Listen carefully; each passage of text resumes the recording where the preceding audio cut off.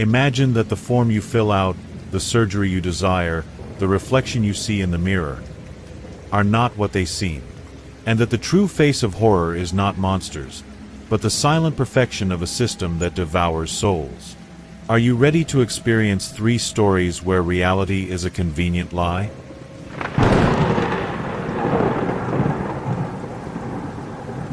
The first time I realized something was profoundly wrong was when the file of Elijah Foster landed on my desk.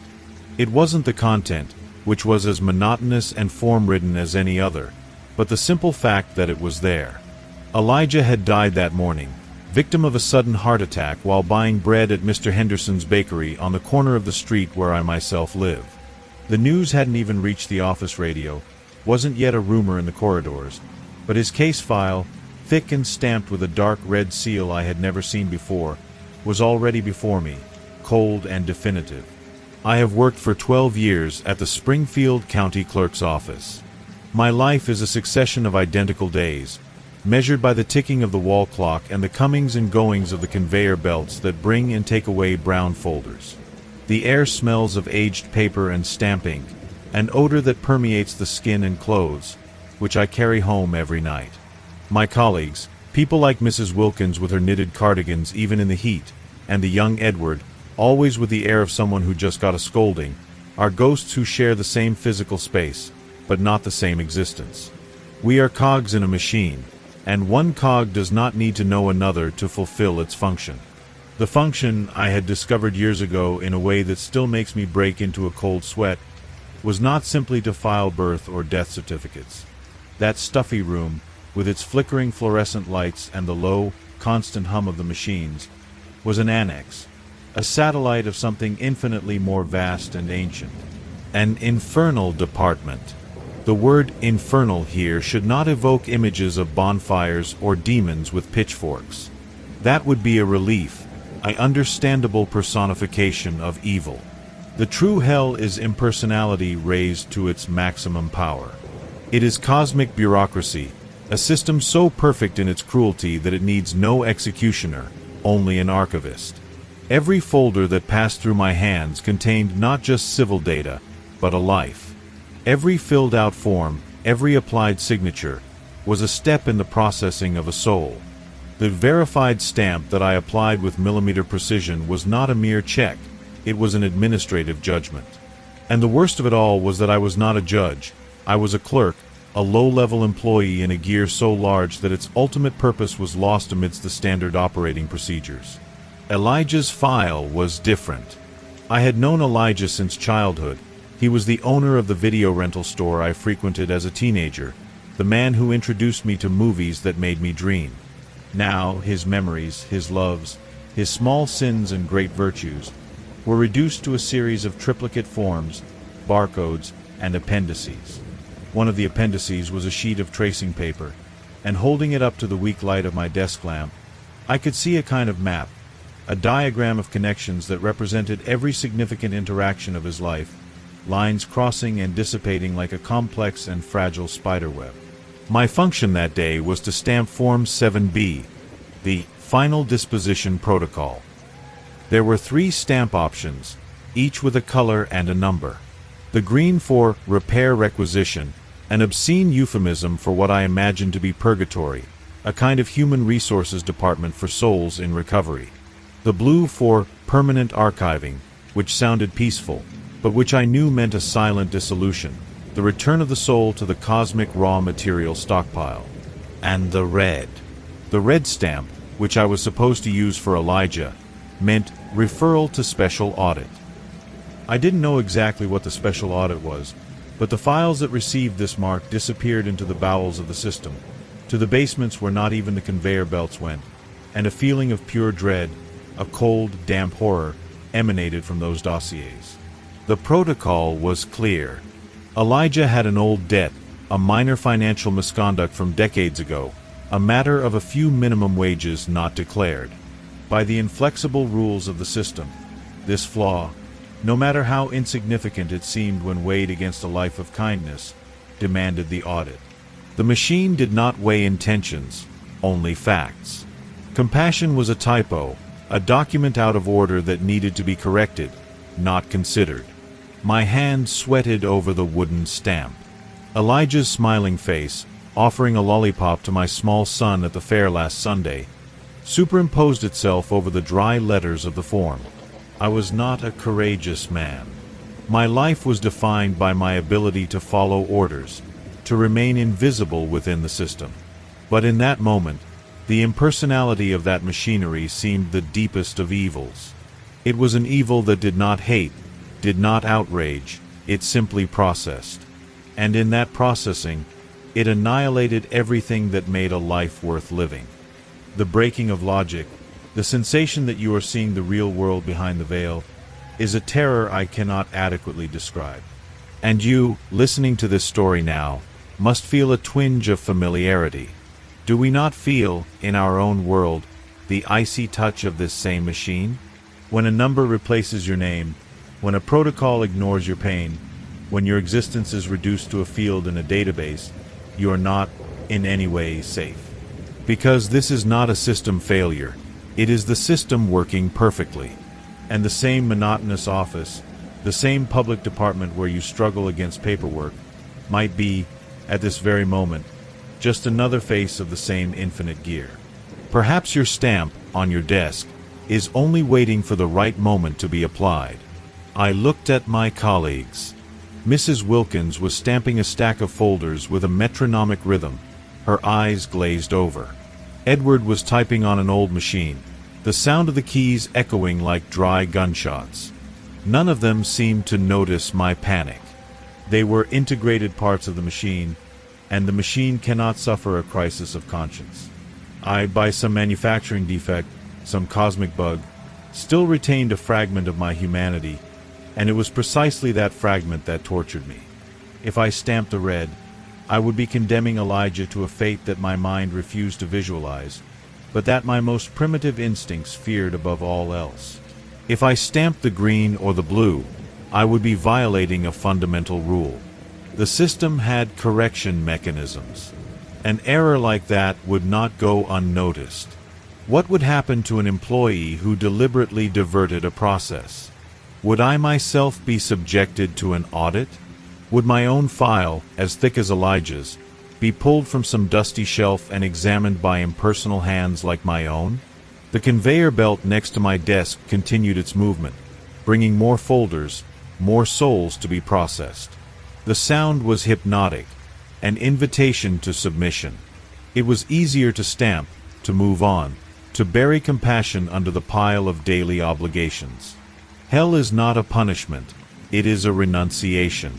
The renunciation of one's own soul in exchange for the absence of conflict. I picked up the red stamp. The ink was fresh, a red so vivid it seemed to bleed. My hand trembled. I looked at Elijah's portrait in one of the attached photos, an ordinary man with wrinkles around his eyes from laughing so much. And then, with a movement that seemed to last an eternity, I lowered the stamp onto the paper. The sound was dry, final. But it was not the sound I expected. Instead of the clear thud of rubber against the form, there was a muffled sound, as if I had stamped a soft surface. I looked at the document. The stamp had not imprinted the red seal of the special audit. The ink had smeared, forming a grotesque stain that slowly began to be absorbed by the paper, as if it were thirsty. And then, the letters on the form, the barcodes, the signatures, began to rearrange themselves. The red stain transformed into a new instruction, a line of text that was not in any manual I had ever seen.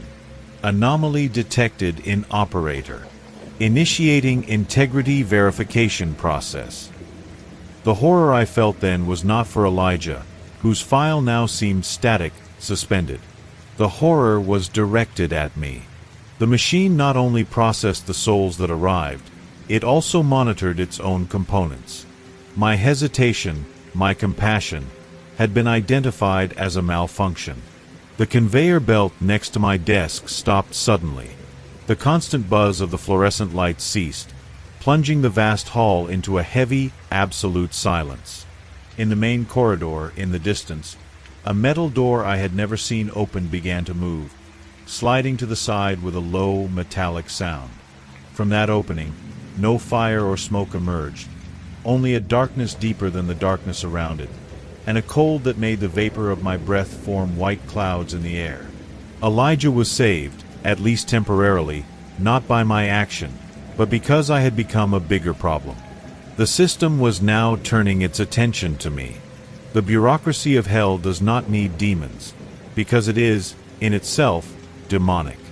And I, Harold, a public servant from Springfield, had become just another file to be processed, a case to be resolved, a number on the infinite conveyor belt of an office that has no end, no pity, not even the awareness of its own monstrous existence. The true terror is not the punishment. It is the realization that you are just a line on a form that no one will ever read in its entirety.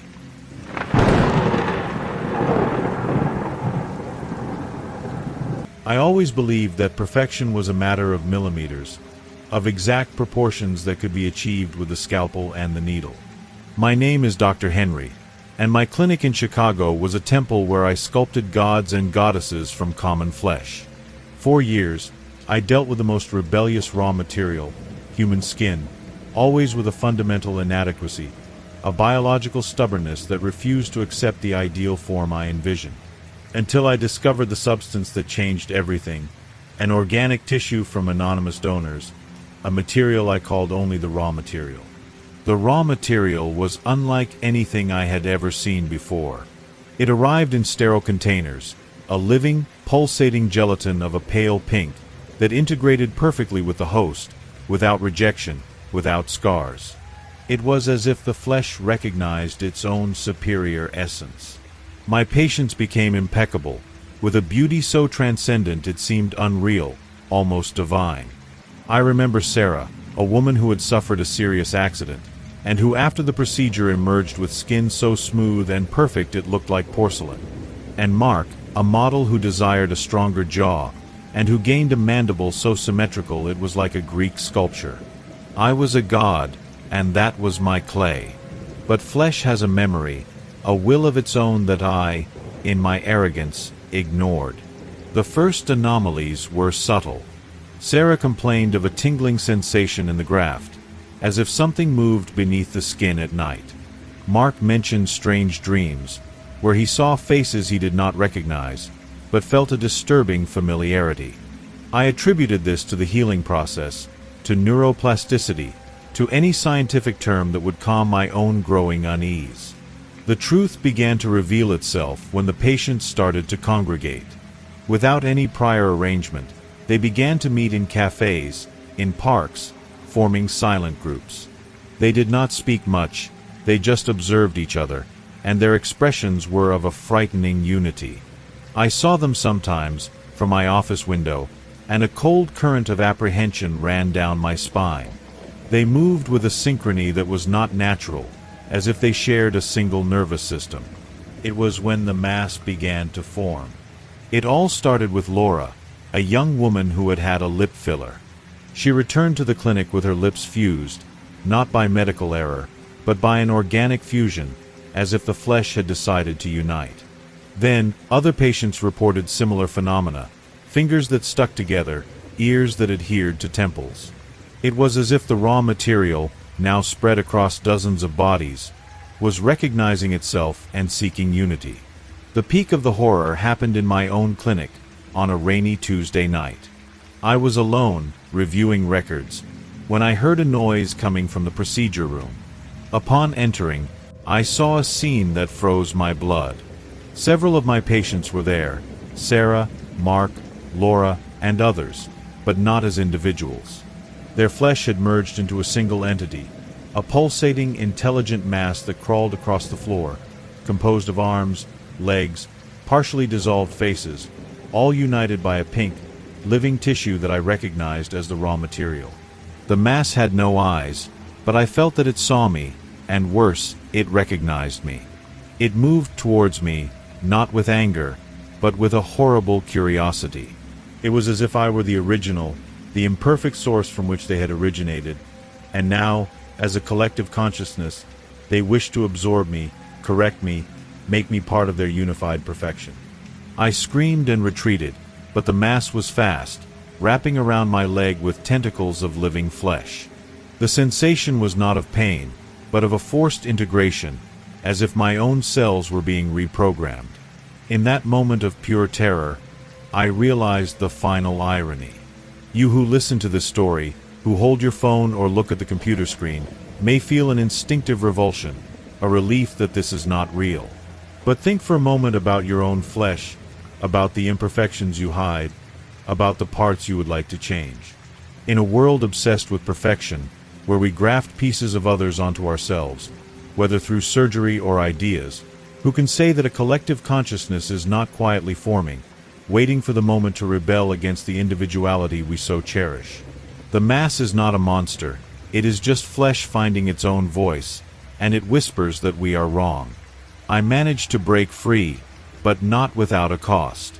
A piece of my leg was left behind, absorbed by the mass, and now I feel a constant itch in the spot, as if the remaining cells are still trying to communicate with the whole. I see my former patients on the streets of Chicago, no longer as individuals, but as nodes of a larger network. They look at me, and I know it is only a matter of time until the raw material within me, the small graft I tested on my own body, decides it is time to come home. The perfection I sought was a prison, and the flesh, after all, has a life of its own that cannot be controlled.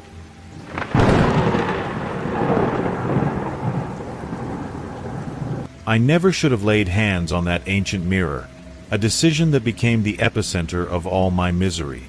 It all started innocently enough, as a common job in my career as an antique restorer in Savannah, where I have lived for a decade.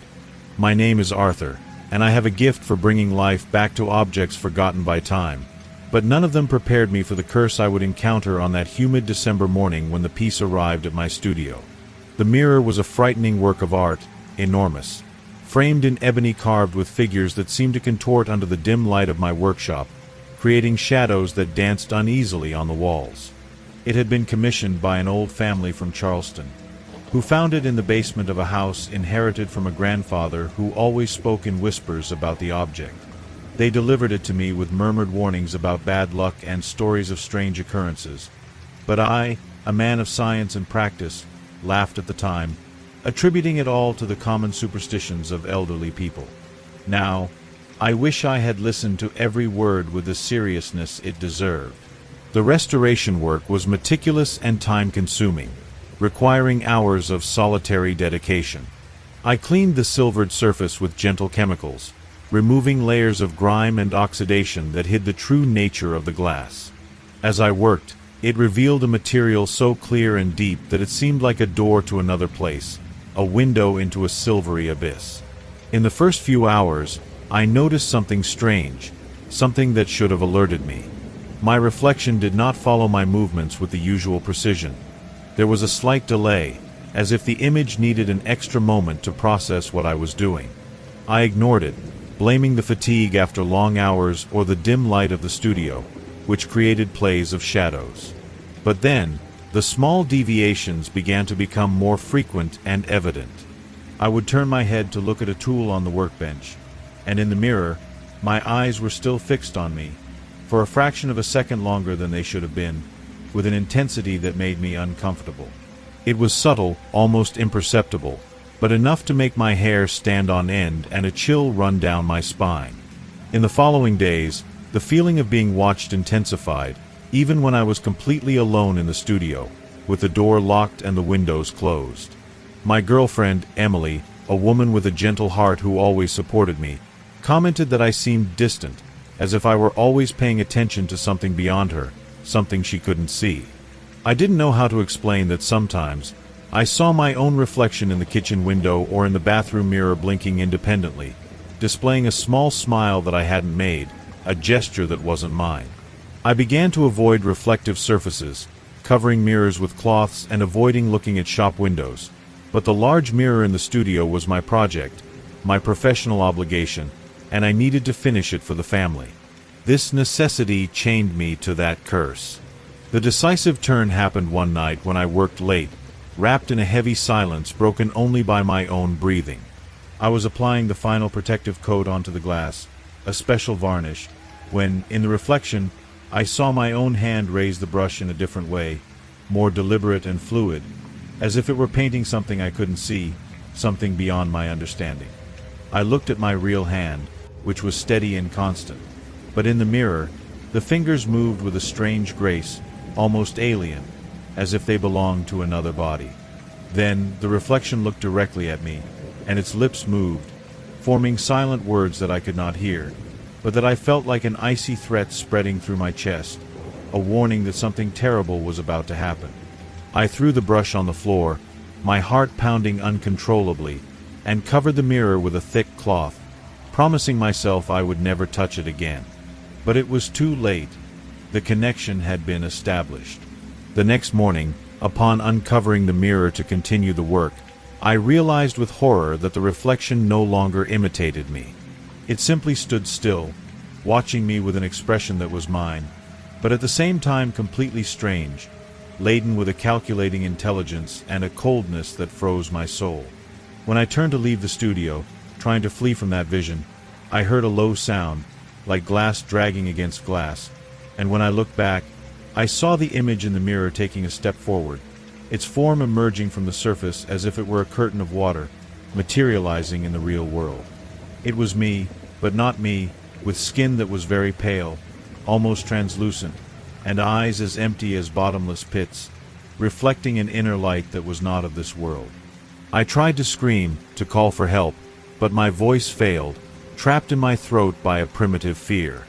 The creature, my double, moved towards me with a terrifying fluidity, its steps making no sound on the wooden floor, and before I could react, try to run or defend myself, I felt an irresistible force pulling me towards the mirror, as if a giant magnet were drawing me in.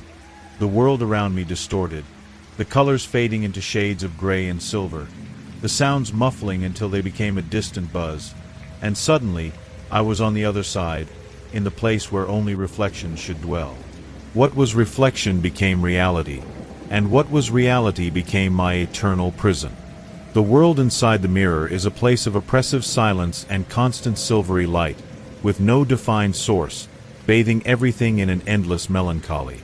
Everything is flat, two-dimensional, as if I were trapped in a giant photograph, unable to move forward or backward, only sideways, like a shadow. I can see my studio through the glass, but it's like watching a silent film, where events unfold without me being able to intervene. My double is out there, living my life, interacting with Emily, working on other projects, and he is better than I ever was, more confident, more charming, as if he had perfected all my flaws and insecurities. I pound on the glass, scream with all the strength of my lungs, but no sound passes through. My hands meet only a smooth, impassable surface. It is like being a ghost in my own existence, witnessing my own replacement by a superior and malevolent version. And I am not alone here, in this silvery void. There are other souls trapped like me, whose reflections replace them in their worlds. We see each other as distant shadows, humanoid forms that float in the nothingness, always watching their former lives unfold without them, a daily spectacle of torture. There is no way to measure time here, only an eternal present of despair, where every second is a reminder of the loss. You who are listening to this story, as you go about your routine, looking in the mirror to get ready in the morning, have you ever wondered what would happen if that reflection decided it deserved more than just to imitate, that it deserved the life you have? Have you ever felt that chill on the back of your neck when, for an instant, you thought you saw something wrong in the glass, a movement that wasn't yours? This is not just a horror story. It is a warning about the fragility of our perception. The mirror is not a harmless surface. It is a potential door, and some doors should not be opened, for there are things that cannot be controlled. My double out there sometimes approaches the mirror and smiles at me, a smile of victory and superiority, as if he knows I am trapped forever, witnessing his conquest. He knows I am here, and I know that, eventually, Emily and everyone I love will be deceived by him, led to believe that he is the Real Arthur, while I dissolve in this limbo. The worst part is that, over time, I am beginning to dissipate in this place. My memories grow weaker, like faded photographs. My form becomes more translucent, as if I am becoming part of the reflection itself, losing my identity. Soon, nothing will remain of me, except perhaps a shadow in the corner of some ancient mirror, a silent warning for the next fool who dares to restore what should not be disturbed. The horror is not just the replacement.